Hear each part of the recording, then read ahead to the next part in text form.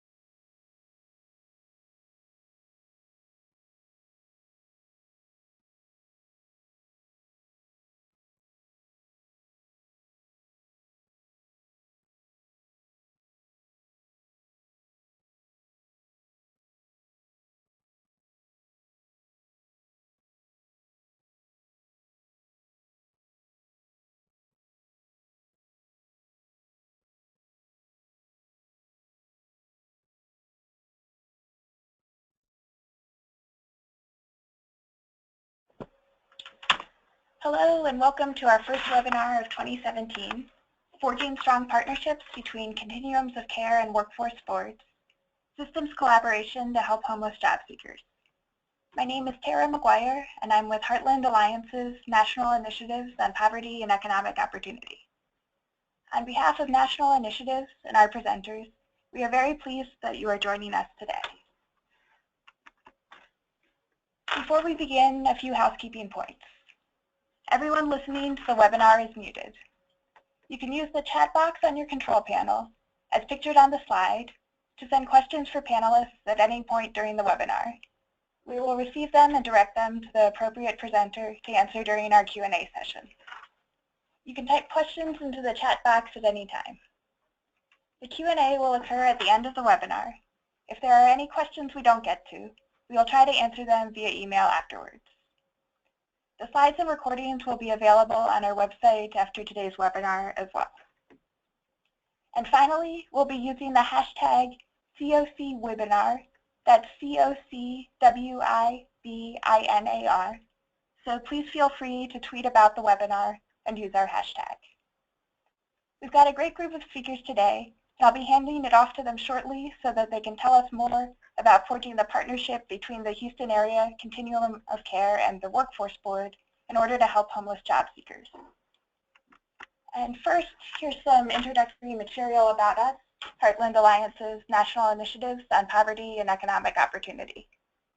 We are dedicated to ending chronic unemployment and poverty and work at the intersection of practice, policy, and research to catalyze change that is practical, informed by evidence, and grounded in the experiences of providers and advocates across the country. One of our initiatives is the National Center on Employment and Homelessness, NCEH. In 2014, with the support of the Oak Foundation and the Melville Charitable Trust, we created NCEH as a national hub dedicated to ensuring that employment is a key element in the fight to prevent and end homelessness. The Connections Project is NCEH's flagship effort. Through it, we're working with 5 communities across the country, including our folks in Houston on today's webinar, to advance economic opportunity for homeless job seekers by spurring innovative systems collaboration efforts, like you'll hear about today. And now I want to introduce Tom Stubberud, who will be moderating the webinar. He'll be introducing the 2 presenters, Omar and Greer, in a few minutes. Tom is currently a Senior Program Manager in the San Diego CSH office.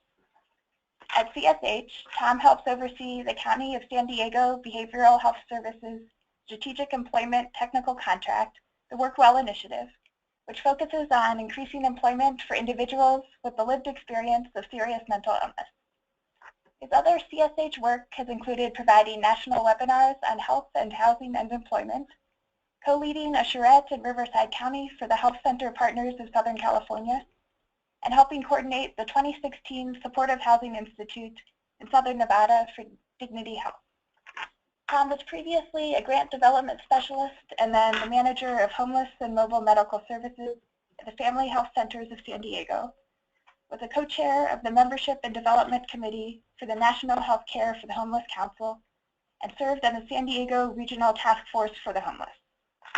So Tom has a wealth of experience working on issues of homelessness and employment, and we're so grateful he'll be moderating the webinar today. And with that, I'll hand it over to Tom to get us started.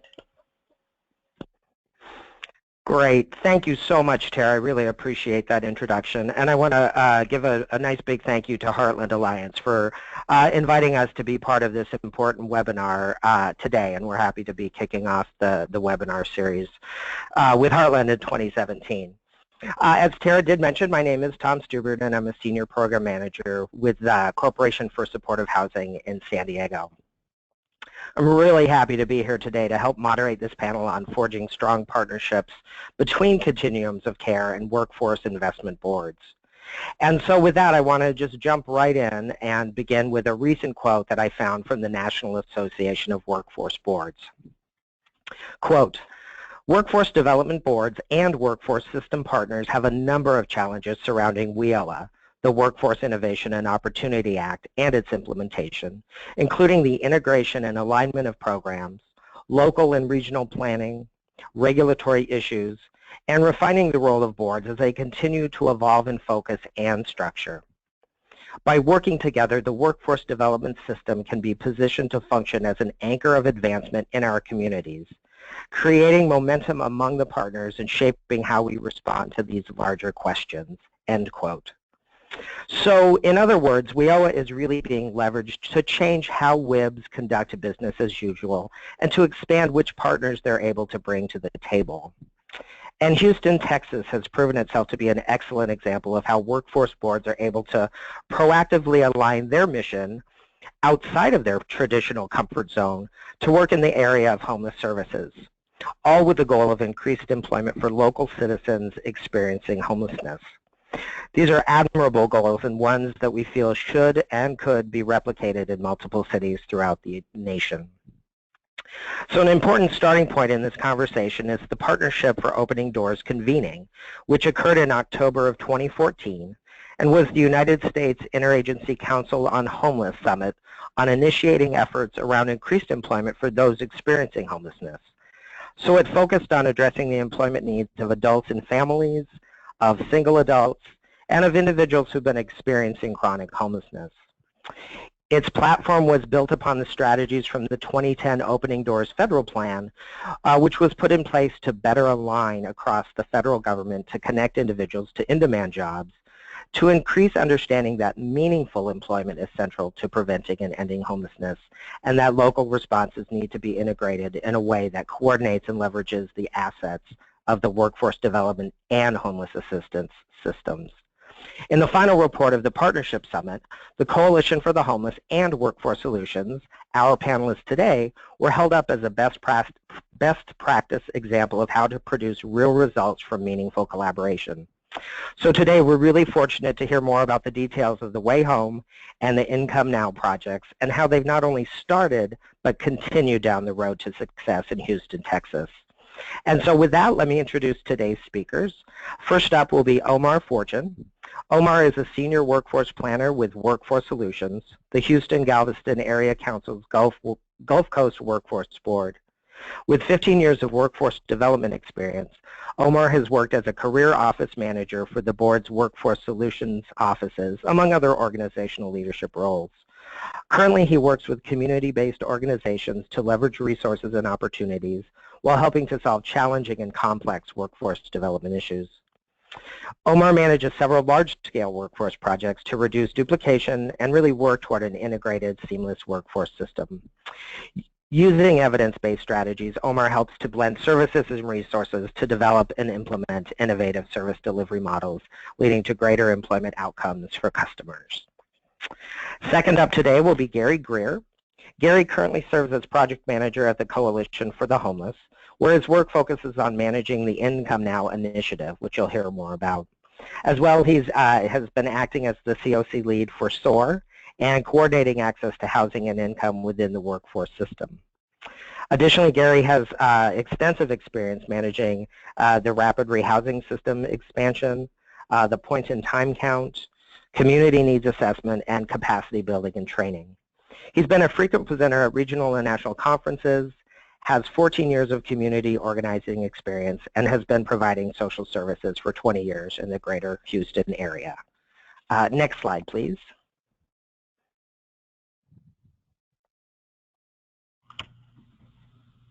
So after today's webinar, participants will really hopefully have a better understanding of how to leverage WIOA legislation to encourage workforce boards to engage in homeless services, how to take practical steps to collaborate more successfully with local workforce investment boards, and how to train workforce providers to meet the needs of homeless job seekers.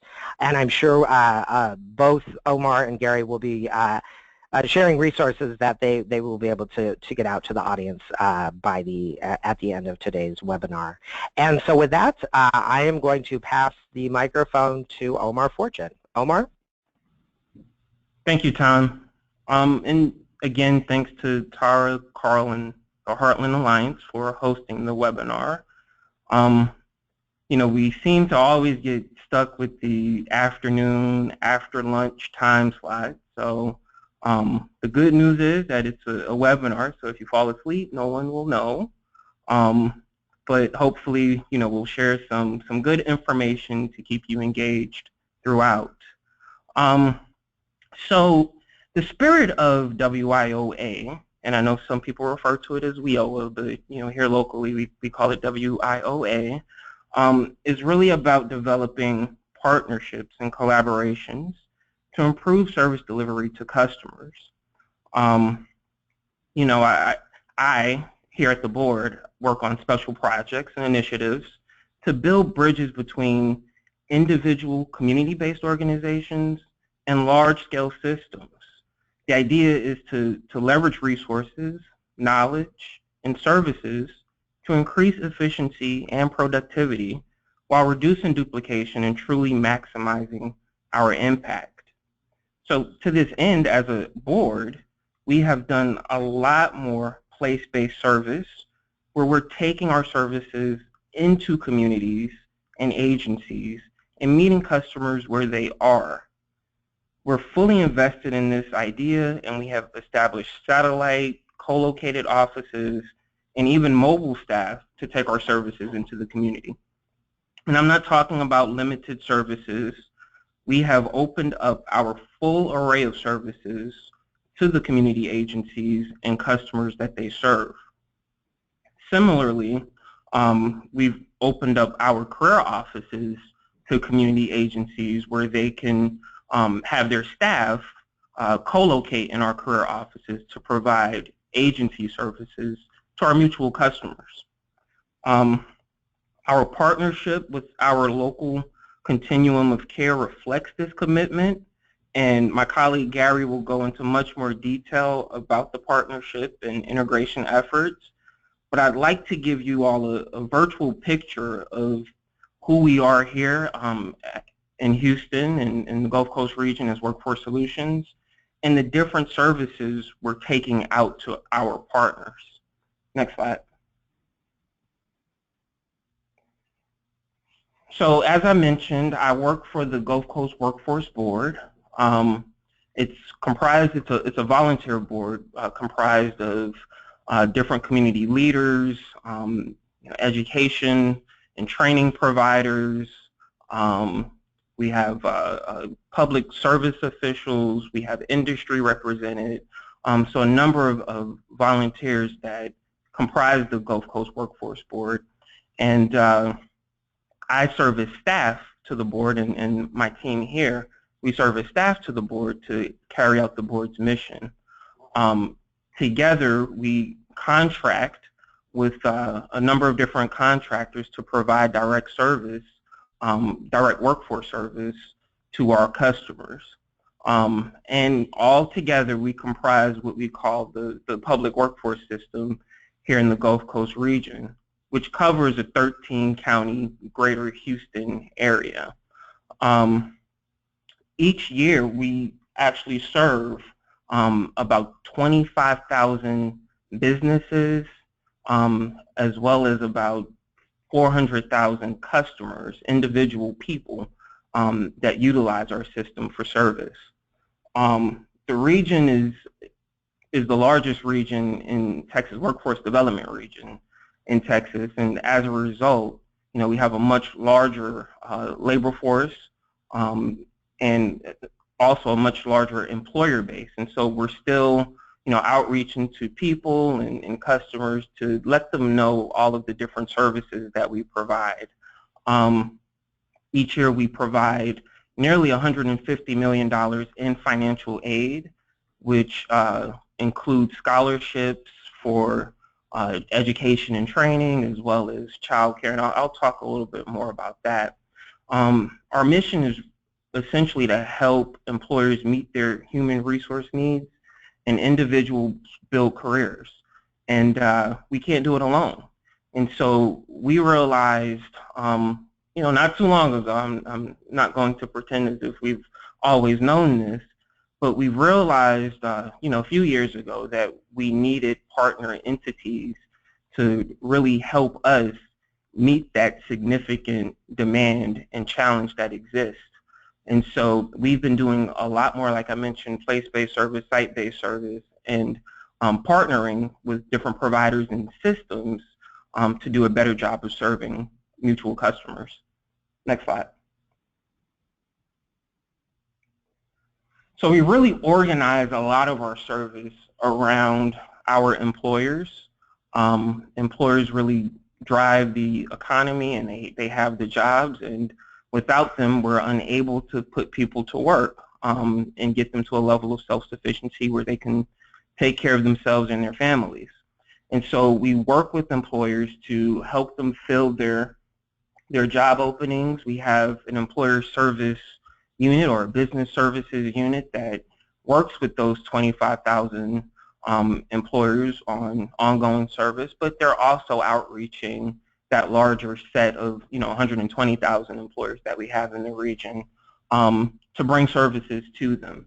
Services, like I mentioned, such as filling open jobs, providing local labor market information, and that can include a number of things from growth rates and industry trends, employment projections, wage and salary information, and helping them think through and analyze some of that data to make informed decisions about their workforce moving forward. We provide assistance and training both new and incumbent or current workers. We're trying to do a lot more of upgrade or upskilling of the current workforce to create entry-level opportunities for individuals to step into, of course with additional supports and things like that. And we provide a number of HR seminars, and we actually provide CEU and continuing ed credit on a lot of SHRM and HR-related matters. And so we get a lot of participation from employers in the community, and then we're able to leverage a number of different services and resources to get them to take advantage of the full scope of what we offer at Workforce Solutions. Next slide. Of course, most people are familiar with our work with individual customers or people. And we really try to work with them to either find a job, keep a job, or get a better job. That's sort of the code that we operate by at Workforce Solutions. And it can range from everything from typical job search assistance and placement, which could include referrals to open jobs, or even job developing one-off opportunities for customers that have a unique skill set, and trying to find something that's appropriate for that skill set when there's nothing available in our job matching database, which I'll go into a little bit more detail about. We provide job readiness seminars on job search, career planning, everything from resumes and interviewing to networking. Most jobs are really found in that hidden job market space, and so we really try to open customers' eyes up to that hidden job market and how to tap into it.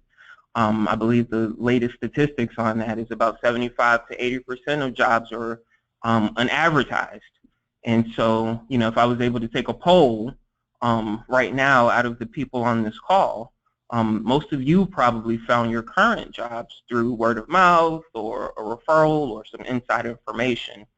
And so we really try to impart that type of wisdom to customers and get them to think of job search a little bit differently. And of course, we provide career information, education and training, counseling, and a number of different things around that. Next slide. We work with young people, not just in summer jobs, which traditionally our work had centered around a lot of summer job employment initiatives, but we're really trying to take that and develop year-round models to serve young people, both those that are in school, engaged in secondary education, or post-secondary, as well as individuals who a lot of people call opportunity youth, or those that are disconnected from employment or education. And so we have some really strong models that we've been developing and trying to scale out, and again, create more of a year-round model where we not only provide job search assistance and linkages to education and training, but also work-based learning opportunities where individuals can participate in paid work experience, internships, on-the-job training, apprenticeships, and really earn while they learn and develop a new skill set.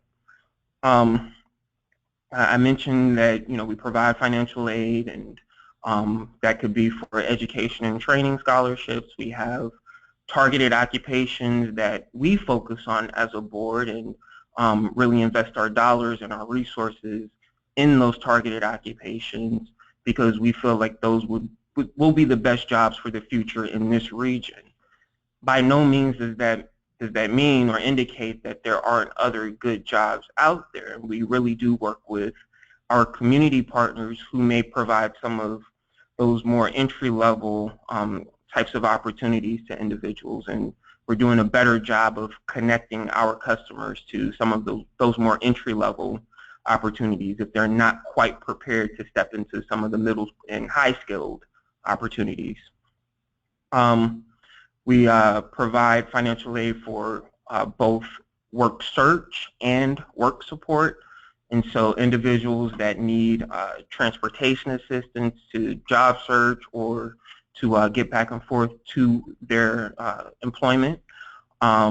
We provide boots and tools and supplies and a number of different things so that individuals are successful in their job search, and once they get the job, they can keep that job. We also recently integrated the adult education and literacy system for the Gulf Coast region into the workforce board here locally. It's actually operated by our state agency, which is the Texas Workforce Commission. They adopted or took over the adult education and literacy service for the state to align adult ed services with workforce services. Not all boards in the state of Texas operate or administer the adult education and literacy service, but the Gulf Coast Workforce Board, we do. And we're seeing a lot of pluses, a lot of good outcomes as a result of this new administration of adult education and literacy. A lot more people are finding employment. They're not just taking GED classes or ESL classes for the sake of that. They're actually tying that to employment or integrated education and training initiatives where they're building skills while preparing for their GED. So a lot of good things that we're doing in that area. Next slide.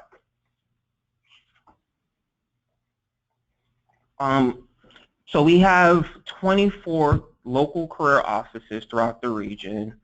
We have a number of information centers, and we have 5 special project locations. I mentioned the satellite offices, and those are increasing continually as we develop new projects and new sites and initiatives with our partner organizations and systems. We want to be really nimble to respond to the need and be able to take service to where that need arises. I see us going away from some of our big box locations in the future. I mean, if you come to some of our offices, they're massive. We have offices here in Houston. We have several offices out of the 24 that see maybe 1,200 to 1,500 customers each day. And so that's a lot of service being provided to customers, and there's several offices doing that. But the need exists in the community as well. And so, we're trying to find a good balance of right-sizing our offices, but also being able to be responsive to the needs of the community too. And I mentioned our employer service unit, which is centrally located, and they serve the full 13 counties region. You could visit our website at wrksolutions.com. We have all of our services and resources and opportunities on our website. It's extremely comprehensive. You know, it's like an onion. You go into one thing and you continue to peel things back. And so I'd encourage you guys, if you have a moment, to explore it and just take a look at all the different services and resources we have here locally.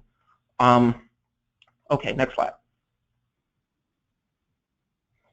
Okay, so I mentioned our high-skill, high-growth jobs, and we develop collateral around those targeted occupations. Again, we go through a targeting process every 2 years or so, and we're actually in the middle of that process right now, where we identify the good jobs over the next 5 to 10 years.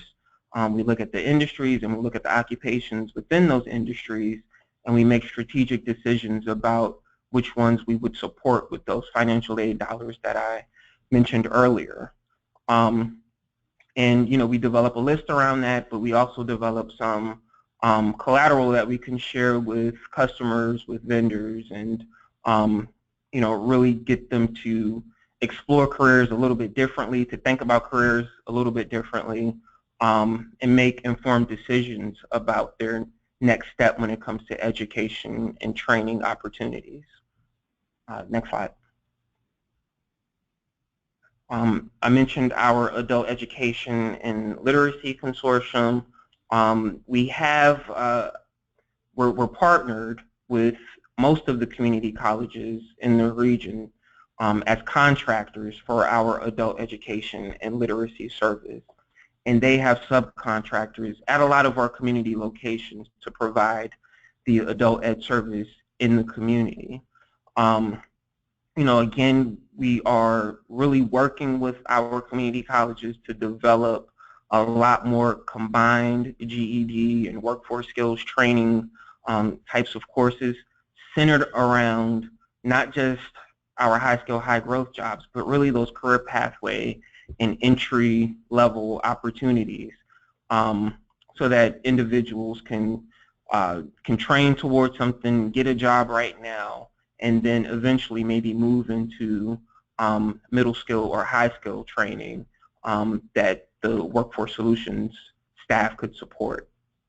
We're actually integrating our EL Civics and ESL courses with skills training as well, because again, we're trying to tie those to workforce outcomes, and we're seeing a lot more people not just finding employment, but earning a lot more, staying on the jobs longer, being prepared to step into higher roles and opportunities. And we're not just educating for the sake of educating anymore, but there's a purpose to the party, so to speak. Next slide. Okay. Work in Texas is our job matching database, and I know you guys are calling from all over, and so each state has its own job matching database. Work in Texas, obviously, Texas in the name, it's a statewide thing for Texas, but there are a host of opportunities in our Work in Texas job matching system. And what we do, it's free for employers, it's free for customers, and it's a way for employers to get their opportunities in front of customers, and for customers to view a number of different opportunities. Because it's free, you see everything from the mom and pop types of opportunities to some of the executive level types of opportunities. I've seen minimum wage jobs in there. I've seen six-figure salaries. I've seen, even a seven-figure salary one time for a CEO position. And, that's really what our employer services unit focuses on, is to get employers to post a lot of their opportunities here, as opposed to just utilizing, your Monsters or your Indeeds, where they have to pay, thousands of dollars to take out some of those advertisements and announcements for their open positions. Because Work in Texas is free, we get pretty much all types of employers to fit any type of job that a customer is looking for. We're even going mobile. We developed a little app there that employers and customers can use to receive job alerts, and employers can post their jobs using the mobile job alert app. Okay, next slide. Next slide, please. Okay. We also developed a career exploration curriculum for pre-K through 12th grade. We had always focused on youth and young adults and working with them, but typically it was, once you got into secondary school, 14 and up, was when we really began engaging our young people.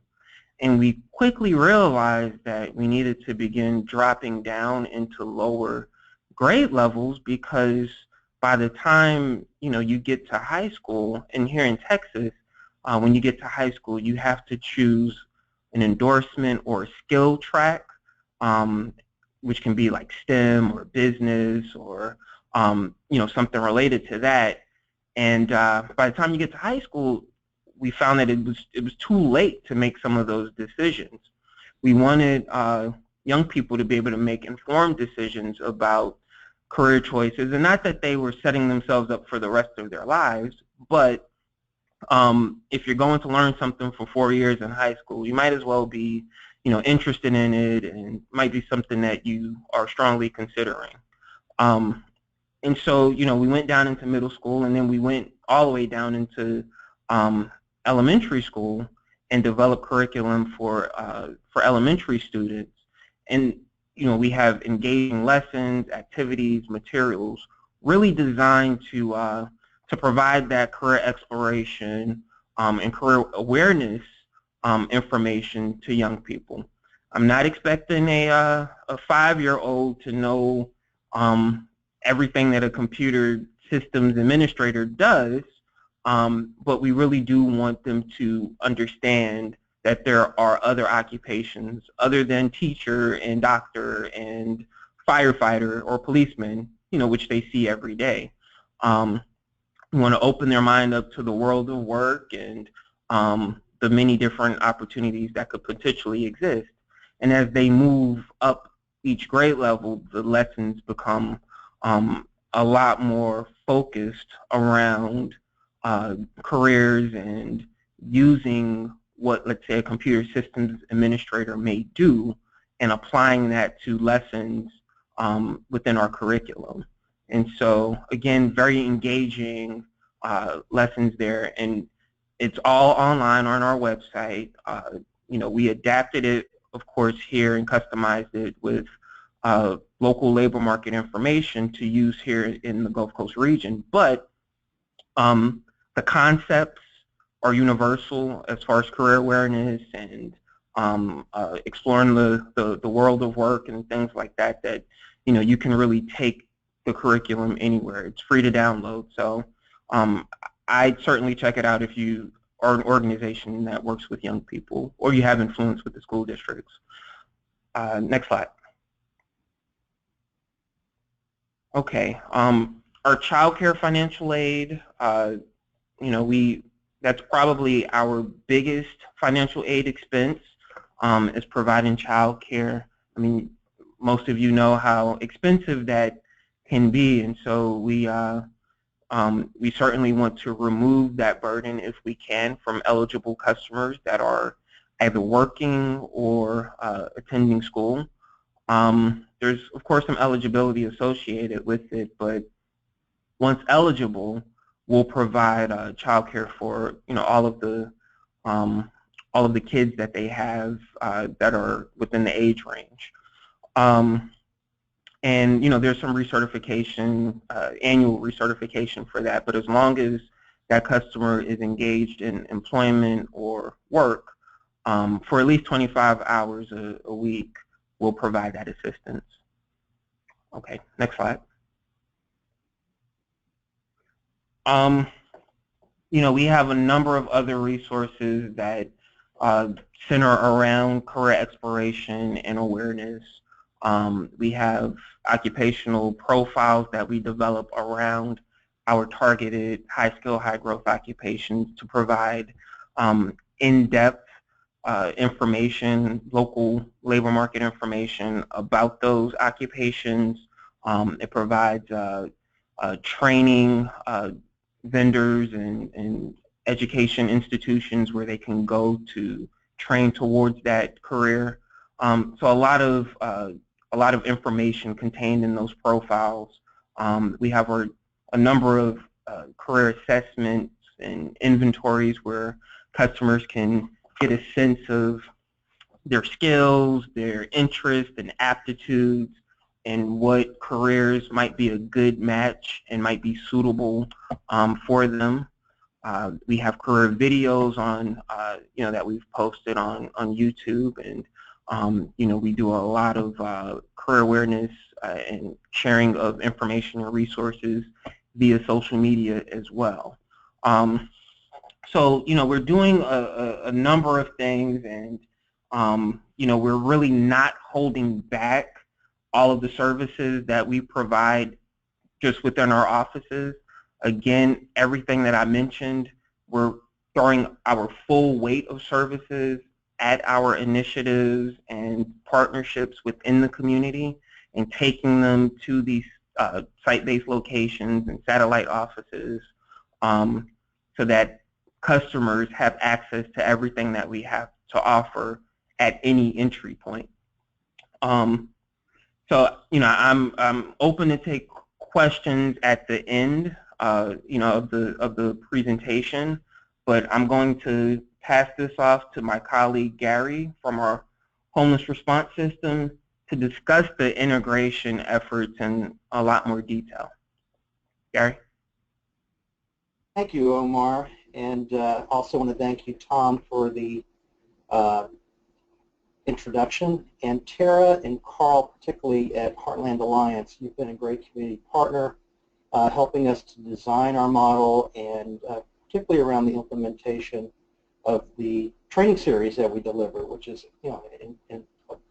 very integral and necessary part of launching our what's called the Income Now initiative.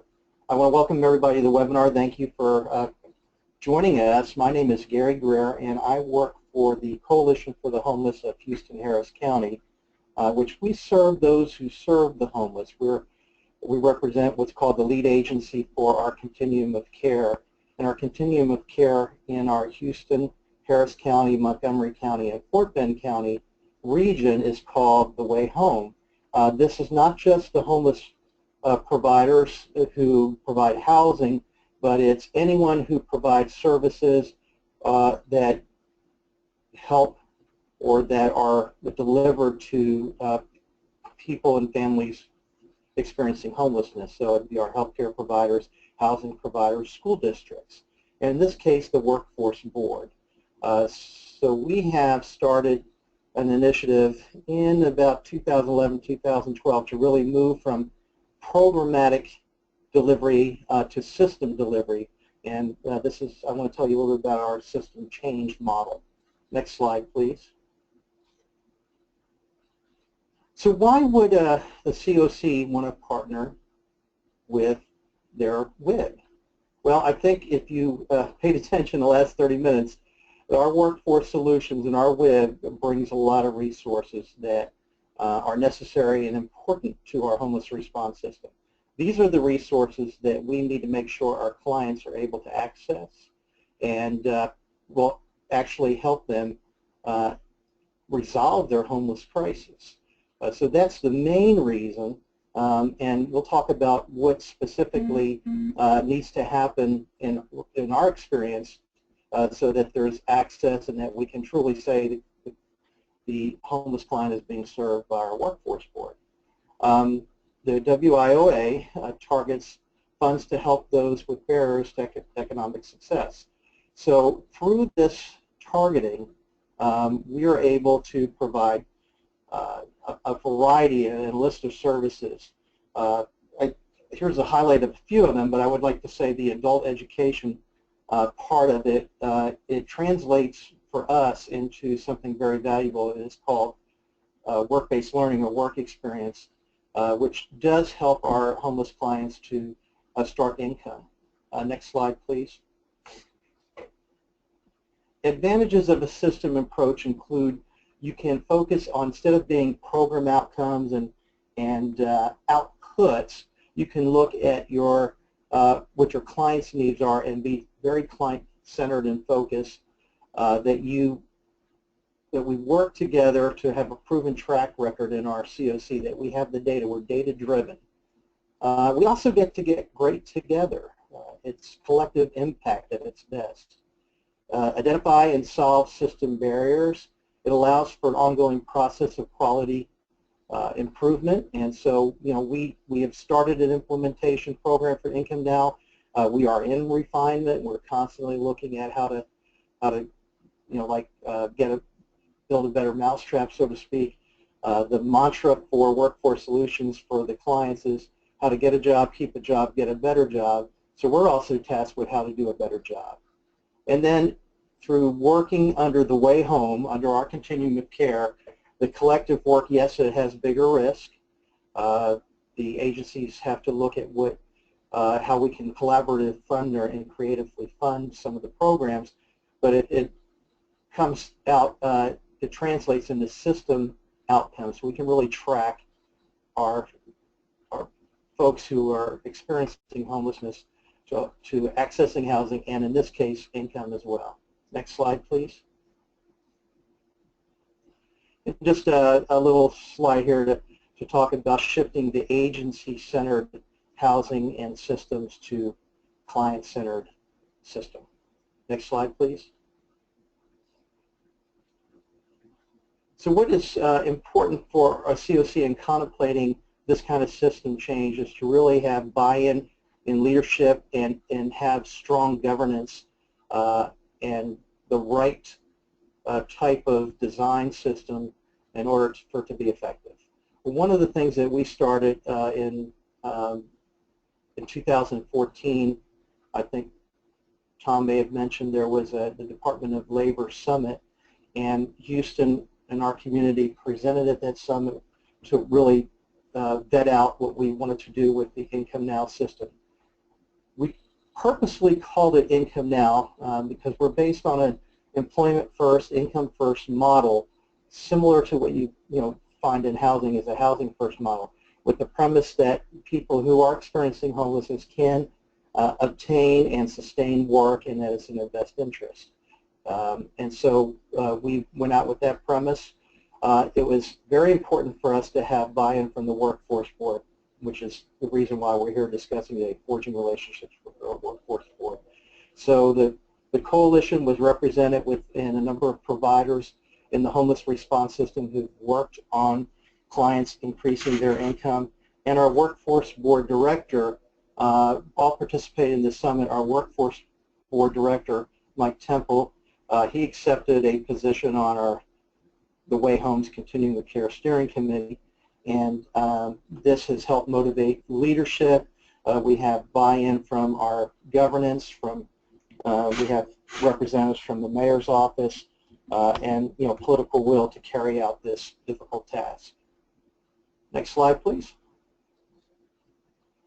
Just to give you a little idea of the scope and the scale of our system change in the Way Home, these areas here, these spheres, give you an idea of what type of projects we're currently managing. So you notice income is at the 11:30 hour on the clock, and that's purposeful. We had to focus on housing crisis first, so we focused on permanent supportive housing for chronics and increased our allotment for permanent supportive housing, how to do a pipeline, all these different things, build out coordinated access or entry to the system, which we've had fully implemented since 2014. And our last big project is the income for a system income model. And our work really, the planning began in 2014, implementation at the end of 2015. We're really about a full year into the workforce side of implementation, and we have some lessons learned. Each week, our leadership or project managers from these different areas of our system meet just to give everyone updates so we're all informed. Next slide, please. So our program, Income Now, matches coordinated access from the homeless response system to not just housing but income as well. We have a one assessment. It's an assessment of a litany of questions.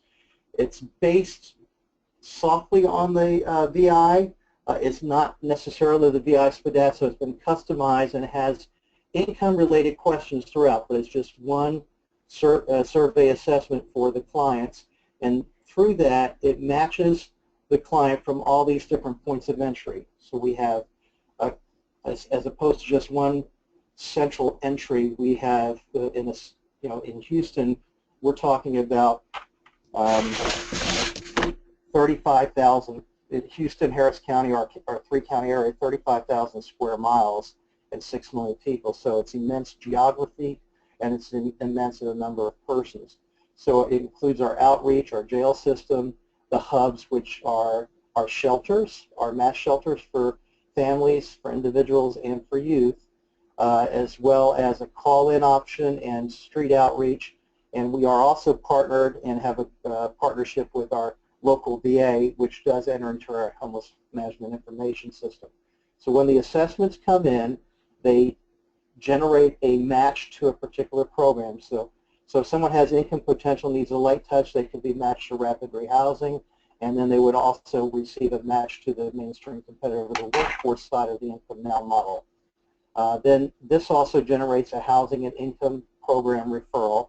So most likely, if someone's on the streets, we're going to receive an income referral before they're housed, and they can, through motivational interviewing, speak with an employment counselor about what their income plan is. Sometimes the income plan is going to help resolve their homelessness permanently, and that's all they have, depending on the scarcity of housing resources and what their situation is.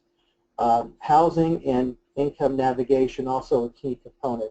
Not only do we have housing navigators to help our families and clients secure leaseholds and housing, we've also, through the workforce team, they have staffed 3 system navigators that work throughout our entire workforce system, the 24 career offices that Omar mentioned earlier, 17 of which are in our service delivery area for the way home. So even though it's 13 counties, 17 of those are located in the 3 counties that are part of our continuum of care. And those navigators are the liaisons between the career offices and the homeless response system to have this far reach over the 3,500 square miles. Next slide, please. So I want to give you an overview, a simple slide here that shows what the spectrum is for our income services. We certainly built this relationship with the Workforce Board to really have an effective mainstream competitive employment intervention for those clients who are capable of obtaining work.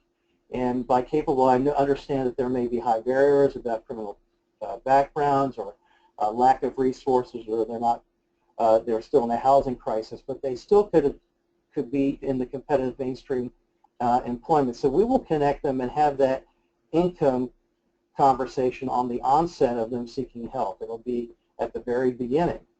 On the other side of the coin, if a family or a client has a severe disability that prevents them from working, whether or not they have already obtained security income, they're likely to be matched with permanent supportive housing, and they're going to be served by our Social Security Outreach and Access to Recovery disability caseworker to hopefully obtain quickly income, and we have several providers that are currently delivering that, and our community is in implementation stage of that intervention, and we're still building out. We're looking to add capacity there.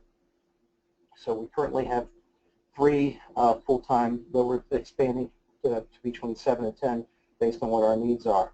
Once a person has obtained their benefits, Social Security, SSI, and they stabilize in housing, then we have the conversation about transition to work and using work incentives to return to work and Ticket to Work. So the PSH, SOAR, and Ticket to Work is all under that intervention. There's also an intervention which we're currently in design mode about supported employment based on the SAMHSA model. We have in our community some scarcity of supported employment. This is, of course, intensive case management, and we are in the build-out stage for that. In our workforce side, we currently have 18 dedicated employment counselors. We started with 3 navigators, and those navigators have done a lot of the heavy lifting. So we have 1 navigator who is retained, dedicated to the program, who is in our maintenance mode. Next slide, please. So to really provide collective impact, to continue to inform the community, we've designed several work group systems, not only for all of our projects, but specifically also for Income Now. So our leadership team is really comprised of our workforce board leadership, which includes Omar and some times Mike Temple, who is our director. There's a representative from the Mayor's Office, Special Liaison on Homeless Issues, our Central Houston Development Board, the Coalition, who I represent, which is our lead agency. And then we have 5 agencies, Search, Career and Recovery Resources, Houston Area Community Service, SARE Jobs for Progress, and CSH, who has been helping us to develop this. But the traditional homeless service response providers, CEOs, serve on this leadership team so that we can make sure our model is working and continue to provide the financial support that needs to make that happen. Then there's the implementation team, which is boots on the grounds, the employment counselors, the job coaches, and in our training series you'll hear about how we do service coordination with the rapid rehousing case manager. So there's a very specific and important role and connection between housing and income. And then there is a larger group that does Income Now design team, which includes and reaches out into financial coaching and to long-term stability, our United Way and other providers, the VRS system, the vocational rehabilitation system, Social Security, so on and so forth. Next slide, please. So when there is a person who's seeking services from the homeless response system, as we mentioned earlier, they'll go through an assessment. We're constantly reviewing the assessment to make sure it's placing people in the best possible intervention or housing option for them and income option. And so when they, we also want to make sure it's streamlined and it's something that is realistic for the clients to access. When they do the housing assessment, it generates in our HMIS system, we have a client-tracked HMIS system and coordinated access, and it generates a matching at the time where you enter it. So it's in real time, has a matching to a particular program. And then through that matching, it generates an email referral, an internal referral that we send to the employment counselors, assigned to the employment counselor that matches where that client is. So for instance, Omar mentioned our Workforce Solutions has satellite offices in our shelters. So if the person's being assessed at our men's shelter and they're assessed for mainstream competitive employment, it'll generate a referral and go to one of our employment counselors who are co-located and housed there. And then we can follow through our system the referral outcome, does it lead to a job, and we have that data that we have in our homeless management information system. And we're working on how we data share and match that with the workforce data. Next slide, please. So our progress to date on the public workforce side is that we started with the gaps analysis, the design team, and understanding what the challenges were, and then we flipped the switch and we went into capacity building and design. We were able to secure a state funding that allowed us to marshal the initial resources to pilot out this project and build it, knowing that through 2 to 3 years of implementation, it would ultimately be fully absorbed by the WIB and by the Workforce Board. So we're at the point now in the very near future where 100% of this will be maintained in service delivery through the workforce with monitoring and accountability from the continuum of care side. So we embedded homeless provider and workforce staff at the coordinated access hubs, including there's 8 hubs that have staffing on site, and we can serve the other career offices. We mentioned the 17 career offices that are in our region. We can have office hours at those career offices, and our navigator will set that up. So for instance, because the demand might not be so much in one of the suburbs, but there is some demand, we can have an employment counselor available at that spot geographically to work with that client where they are. Also, as we mentioned earlier, our collaboration with Heartland Alliance and the Connection Project has been very useful and meaningful in providing our training and developing our research around how to affect the culture shift so that we can move from only being able to help those who are job ready into work first and getting people into thinking about their income plan. Next slide.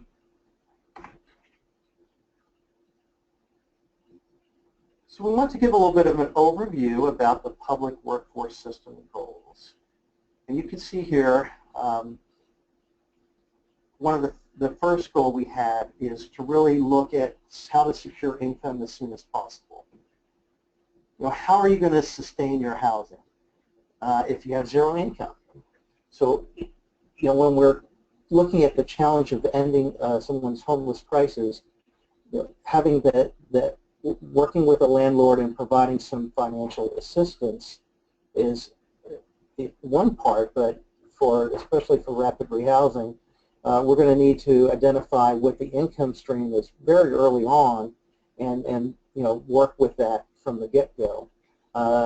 That's the same premise with the SOAR side and sustaining benefits income for those that are going into permanent supportive housing, so that they have the income that they need for, if the housing is paying the rent, that they have income for all of their necessary food, health care, furniture, their daily living. The next thing is that the workforce system capacity, how to make it adequately work to assist those targets under the WIOA, the hard-to-serve population of which our homeless response system is dealing with. And I think through the co-location of services, the delivery package that's rich with some of the supportive services that we know clients will need, like transportation, for instance, developing work-based learning. Those are part of the system goals and what we're implementing. And then finally, we wanted to drive a community-wide importance of the relationship between housing and income for those exiting homelessness, and have buy-in from our providers, from those housing providers and case managers, from the workforce, from employers. So that those are the 3 goals that we've been tackling through our year of implementation. Next slide, please. Give you a little quick overview of the activities that are currently in place on the workforce side. We have the employment navigators who basically have worked internally in the workforce solutions career offices with staff there to bring up their competency. One of the most exciting things, I'll show it to you on the next slide, is we've developed the Workforce Solutions, and the Coalition Income Now team has developed an e-learning experience so that staff and the community at large can understand what Income Now is and how to access it. We also wanted to marshal the resources that we had from state funding to provide those kind of service supports that our clients would need: work supplies, child care, transportation. We've also been able to secure some incentives for job retention, which are key and a motivating factor for our clients. I think on this it's important to note that we are working not only with the workforce and the providers who are providing the employment services, but the actual shelter housing provider, and they have rules that they have to abide by, and there are chores and responsibilities that the clients have to the shelter. So working to make sure that if someone has to work after hours, that they're able to do that and still be able to maintain their shelter bed. We've used some best practices and provided training on that to make sure that we are doing an effective job. Motivational interviewing, training, and coaching is a very important piece of that, and allows us to have that assessment Income Now talk on the onset. We notice that some people may not be ready to have that discussion, but we want to get them to think about what their plan's going to be so that they can come up with ideas on what their steps are to end their housing crisis and to increase income. Included in the activities is our paid work experience that we are offering as we speak to our clients who are enrolled in the Income Now program to help them get some active work that they can place on their resume. It also teaches them the soft skills, because there's a job readiness training component to it, and actual job supervision. Our employment counselors are involved. We have a job coach, and the client is able then to start managing some of the funds they have. It's meant to be a training module, so we have to be clear that it's not their permanent job, so they should be in job search while they're doing the training. But we believe in the premise that it's better to have work and find a job if you have work and you have work activity that'll help you in your permanent job placement. And then finally, we had the culture shift training, of which we have 10-part training series that was measured along the way for our champions who would be working within the Income Now world. That includes the shelter providers, the homeless response employment counselor providers, the workforce, and of course the housing case managers. Next slide, please. So I'd like to just give you a little bit more detail about our philosophy and what we've learned on the co-location and shared training. So co-location in the shelter system and workforce career offices has been a real key to our implementation, and we intend to carry this through fully with the implementation becomes complete in the workforce. So workforce will still maintain satellite offices in our current shelter system that we have.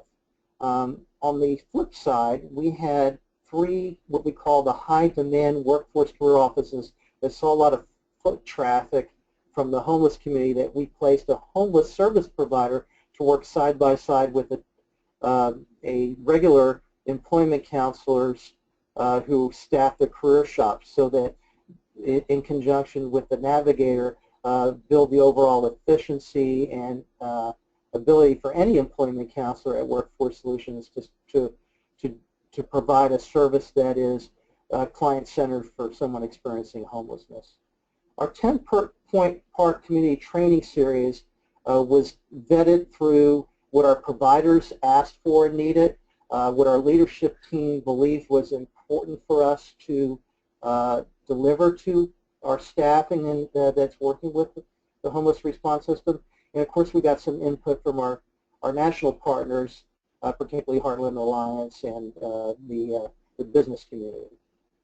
So through this culture shift, we've been attempting to drive understanding of the importance between the relationship of housing and income and those exiting homelessness, and how income can be, among other things, therapeutic, that it can be something that someone who is in a housing crisis can start a plan.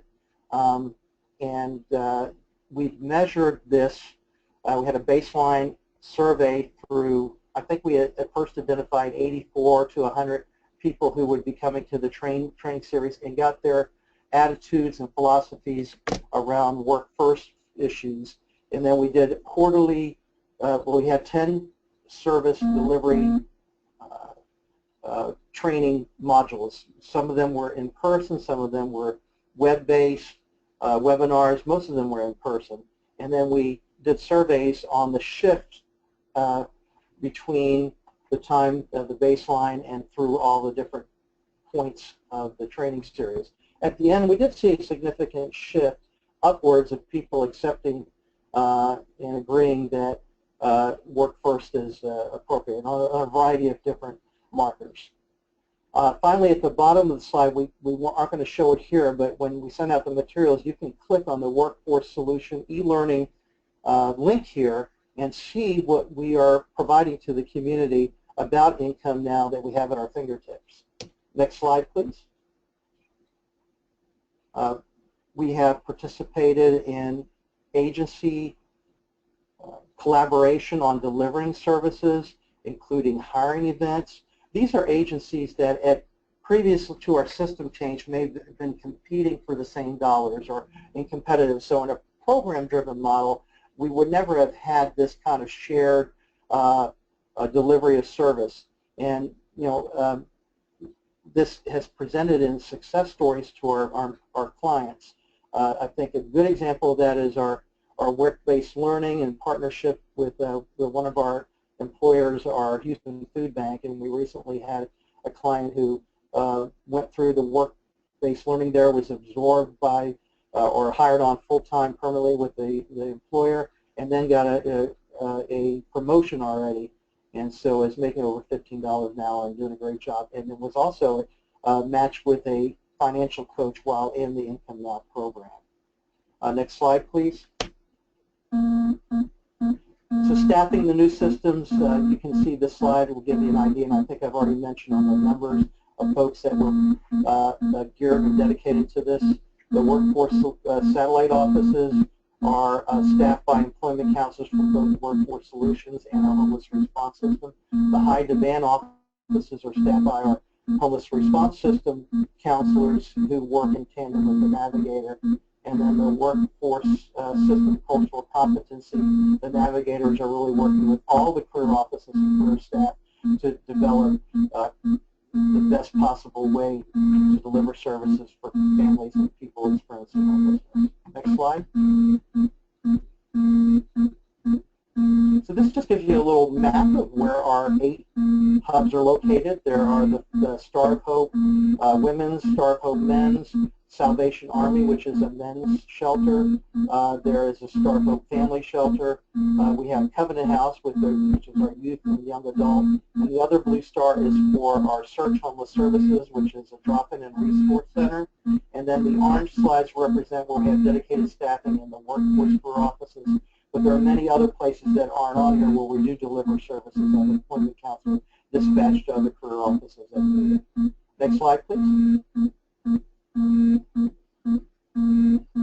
So we're very excited about our partnership with the Social Impact Research Center and Heartland Alliance on our Culture Shift survey and training. And we did, as I mentioned earlier, determine that there was some significant shift in some areas. Sorry to interrupt. We're hearing some audio feedback. I'm wondering if you could check your line to see if there's something going on. Okay. Are you able? Is this better now? Still hearing it. Any better? Hello? We're still hearing it. We might check something on our end real quick. Okay. Well, this is my last slide, so I'm wrapping up here. This might be a good part for me to exit, and thank everyone for participating, and move on to the next presenter. I'll mute myself.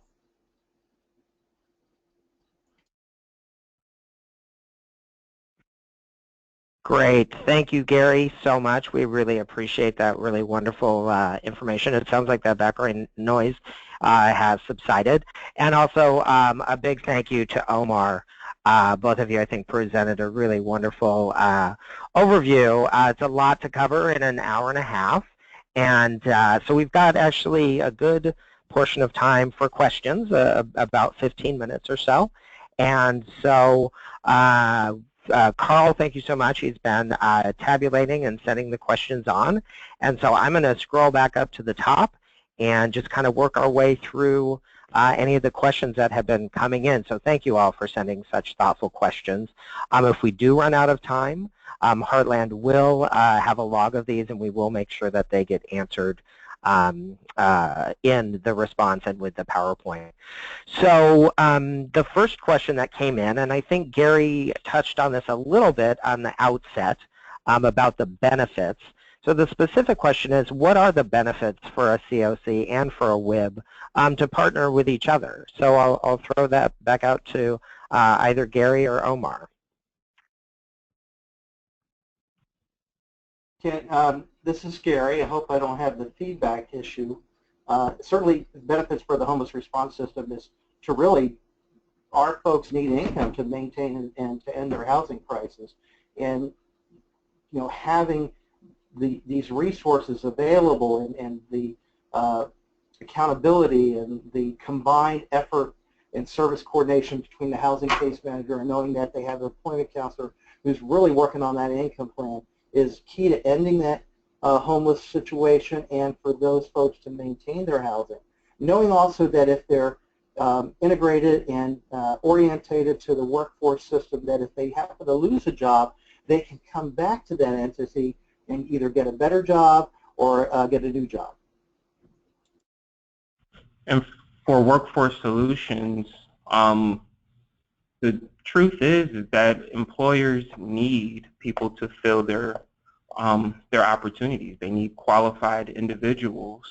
The fact that someone is homeless, you know, is hopefully just a temporary situation, but that doesn't define that individual's skill set, experience, and what they can bring to the table for that employer. So we're about finding good people, getting them prepared and ready to go to work to fill some of these opportunities. So it's certainly a big win-win for us because you know, we can't find enough people to fill all the opportunities that exist here locally. Great. Thank you both. Yeah, it does seem like there's definitely a mutual benefit to coming together in such a strong, systematic way that you guys have done in Houston. So the second question is specific to veterans. So I know that this is really focusing on homelessness, but there's definitely an overlap. This is from someone in Chicago who directs a Veteran Services program. And the question is, with regard to the job placement efforts, are you finding that employers are not being transparent with their feedback on behalf of clients?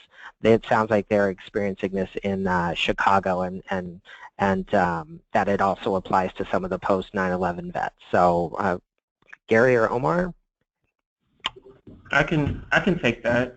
You know, I think that with veterans, and I work with veterans here locally with our veteran service organizations.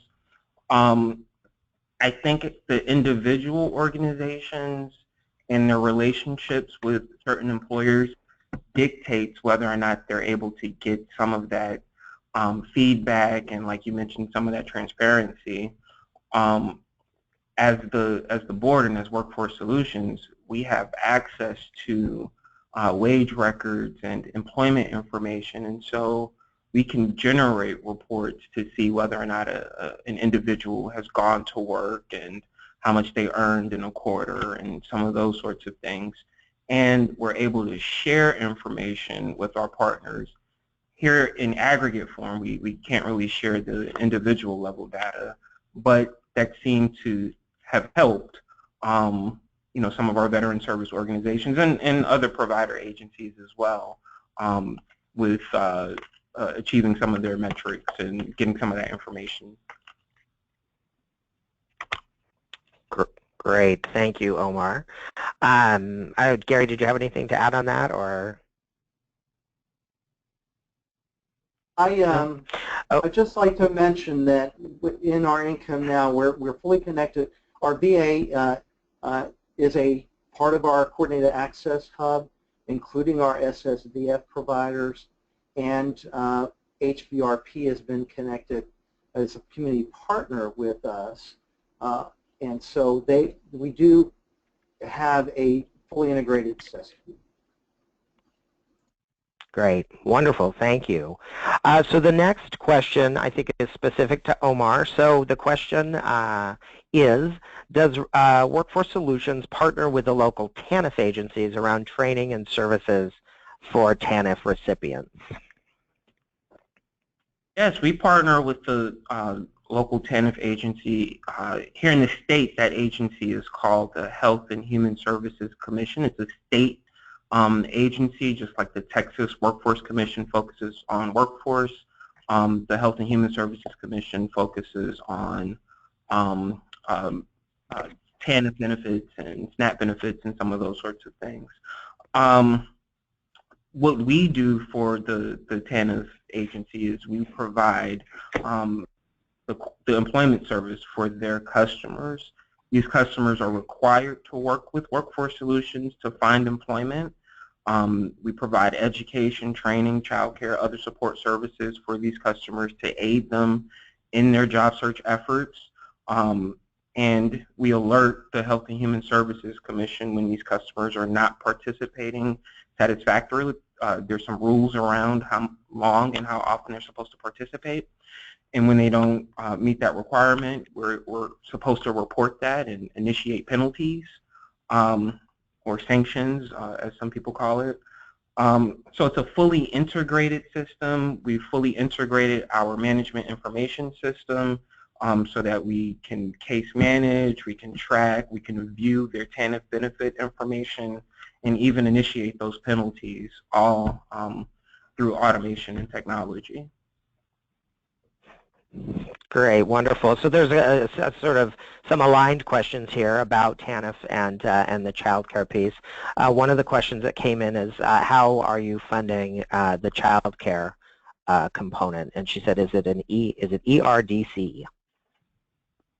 Well, child care is funded here through the Child Care Development Fund, which is a federal fund through Health and Human Services at the federal level. And those funds are parsed out to states. And so, you know, we have a pot of money here locally for child care service.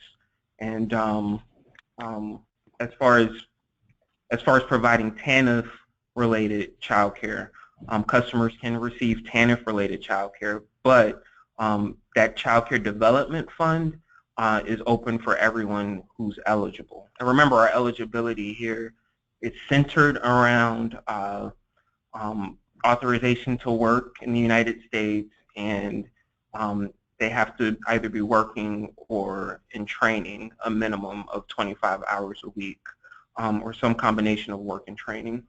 And that's essentially it. There's some other little eligibility, but for the most part, if you meet those two big things, you know, we're able to fund child care for customers through CCDF, Child Care Development Fund. Great, and that answered a follow-up question, which was, what is it just available for TANF, or is it also open to kind of WIOA-funded clients? And so you answered that portion of the question as well.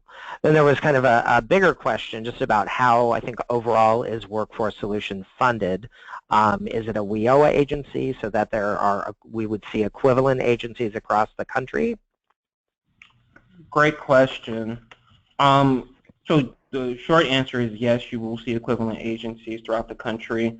The way that it kind of operates, the workforce funds through kind of flow through the Department of Labor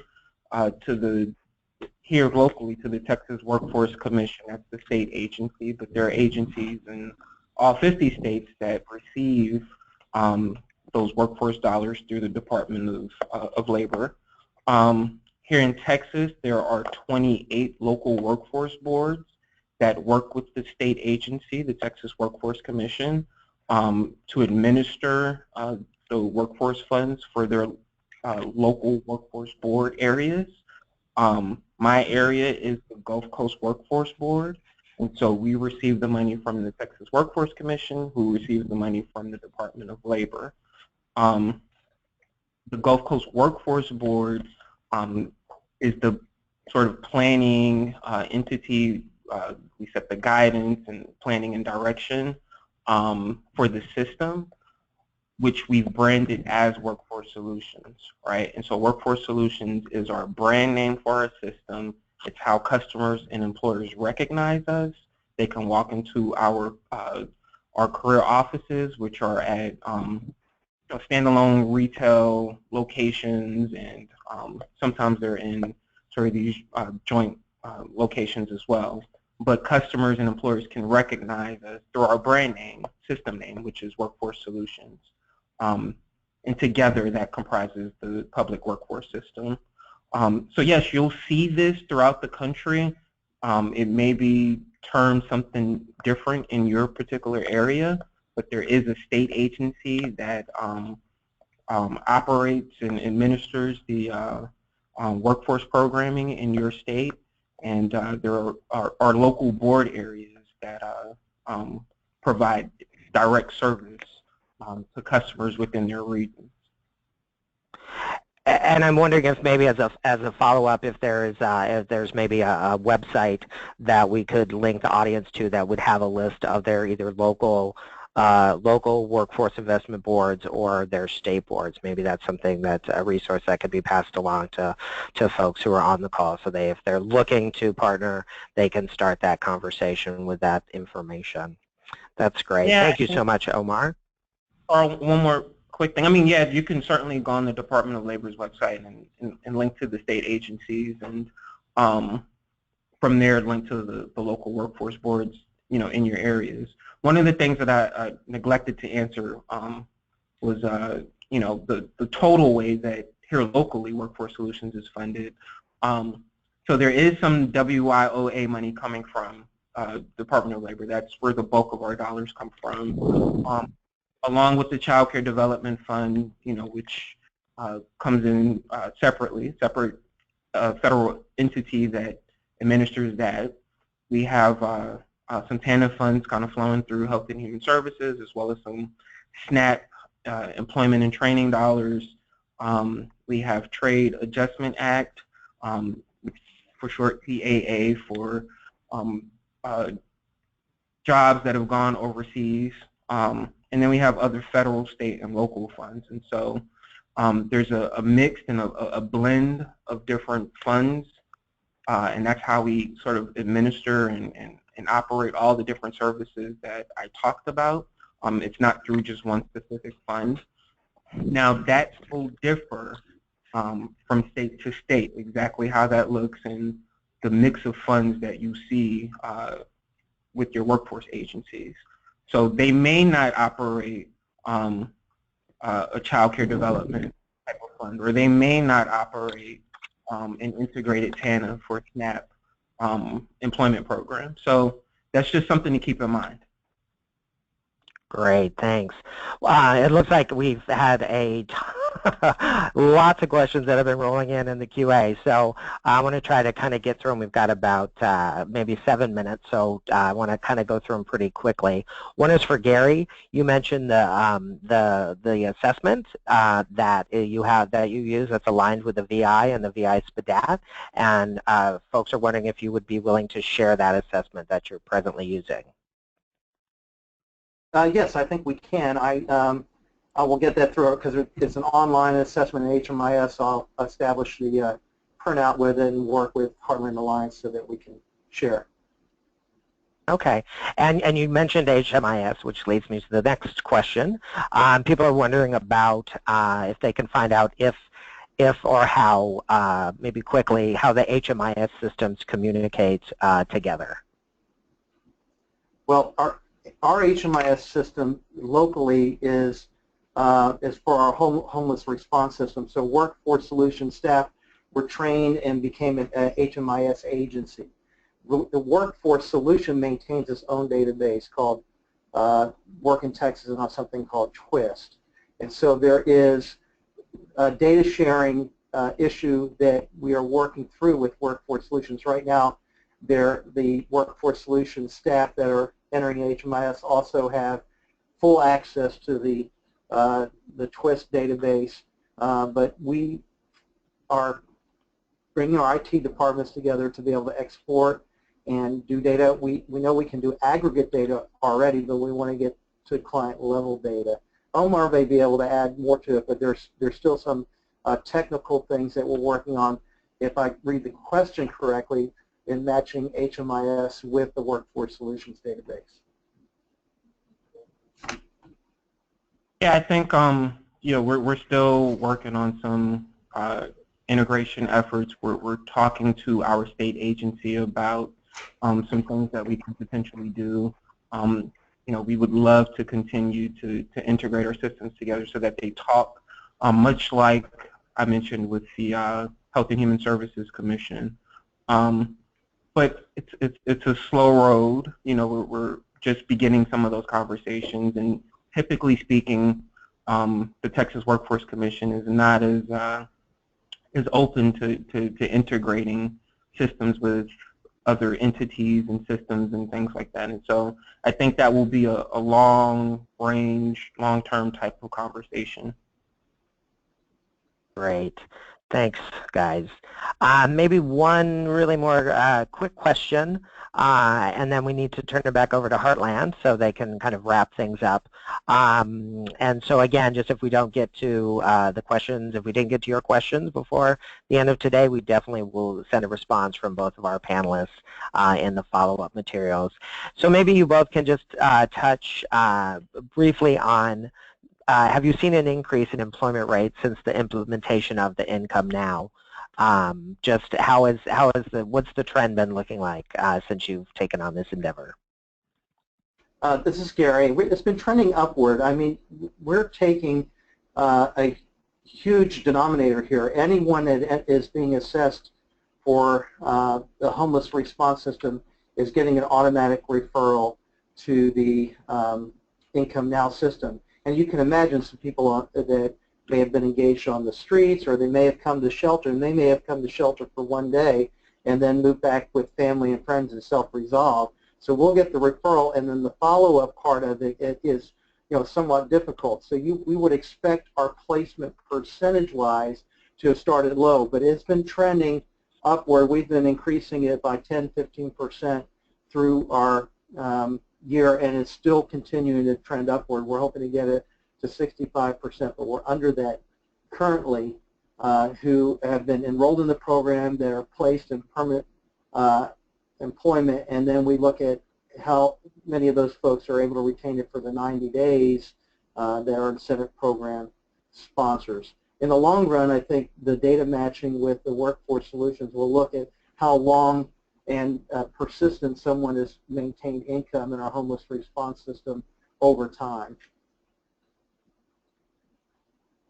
Wonderful. Thank you so much, Gary. We really appreciate that. And so, again, a big thank you to Omar Fortune from Workforce Solutions and to Gary Greer from the local COC and the Income Now project. You guys have been really informative. There's probably another 10 plus questions that we didn't get to, so this obviously has sparked a good deal of conversation and interest. So I want to thank you both, and again I want to thank Heartland Alliance for allowing me to be part of this conversation. We really do appreciate it. So with that, I'm going to turn it back over to Tara McGuire. Great. Yeah, thank you, Tom. Thanks for moderating, and thanks to Gary and Omar for presenting. And thanks for everyone for joining our webinar today. Yeah, the recording and slides will be available on our website, and we'll also email them to you. And as Tom mentioned, we'll try to answer any questions via email that we didn't get to today. Next slide, we have some contact information for the speakers, and yeah, this will be emailed out as well. And we also have the National Initiative contact information here. We hope you'll keep in touch. You can email us, follow us on Twitter and Facebook, etc.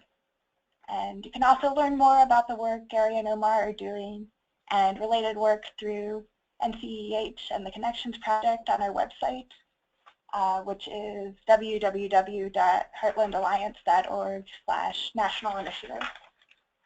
And finally, as today's webinar was the first in our 2017 webinar series, next month we'll have our second installment on enhancing coordinated entry into the homeless services system with employment referral pathways. It'll be March 20th at 1 p.m. Central Time.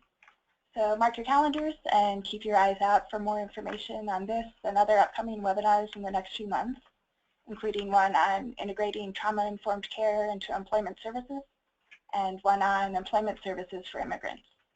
And thanks again, everyone, for joining us today.